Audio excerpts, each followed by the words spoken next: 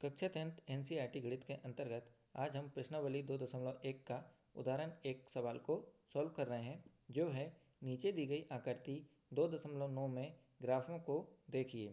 प्रत्येक आकृति y बराबर px, जहाँ px एक बहुपद है, का ग्राफ है।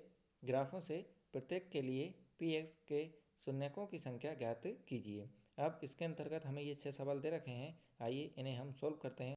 अब इसके पहले सवाल में हम देखते हैं कि ये जो है हमारा ये एक्स अक्ष कहलाएगा और ये जो हमारी लाइन है ये हमारी वाई अक्ष कहलाएगी। अब एक्स अक्ष में हम देखेंगे कि ये जो है हमारा एक्स है और ये क्या कहलाएगा, एक्स डैश कहलाएगा। ठीक इसी प्रकार से ये वाई अक्ष में हम देखेंगे कि ये हमारा वाई पॉइंट है और ये जो है ये वाई डैश कहलाएगा। और यहाँ पर जो है ये मूल बिंदु है जहाँ पर x का मान भी 0 होता है और y का मान भी 0 होता है।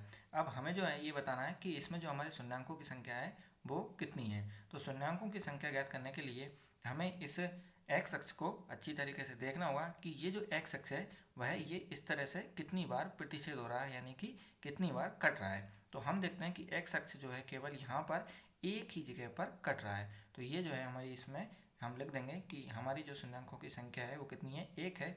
और ये जो है ये एक नंबर में ही आता है, तो इसीलिए हमें इसमें ज़्यादा कुछ लिखने की ज़रूरत नहीं है। तो इसलिए हमने इसमें लिख दिया है कि शून्यांकों की संख्या बराबर एक। आप चाहें तो इसमें ये भी लिख सकते हैं, क्योंकि शून्यांकों की संख्या बराबर एक, क्योंकि x अक्ष एक बिंदु पर प्रतिच्छेद हो रहा है।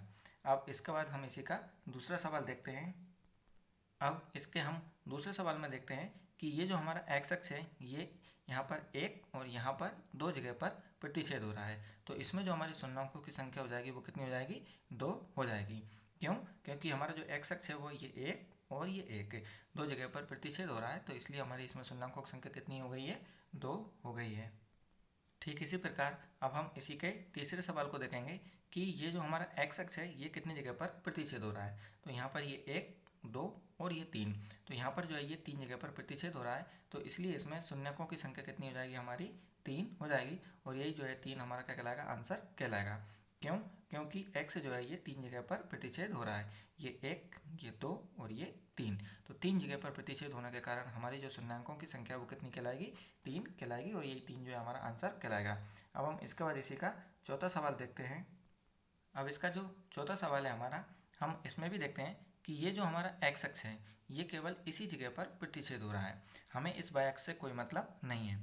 तो x अक्ष चूंकि एक ही जगह पर प्रतिच्छेद हो रहा है, तो इसलिए इसमें हमारी शून्यांकों की संख्या कितनी कहलाएगी, 1 कहलाएगी। और यही जो है हमारा आंसर कहलाएगा।